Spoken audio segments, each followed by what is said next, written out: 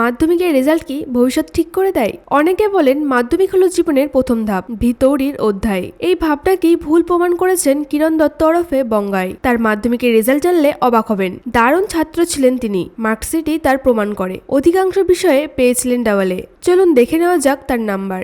বাংলা 200-র মধ্যে 145, ইংরেজি 100-র মধ্যে 90, অঙ্ক 100-তে 98, মাত্র 2 নম্বরের জন্য পুরো 100 মিস।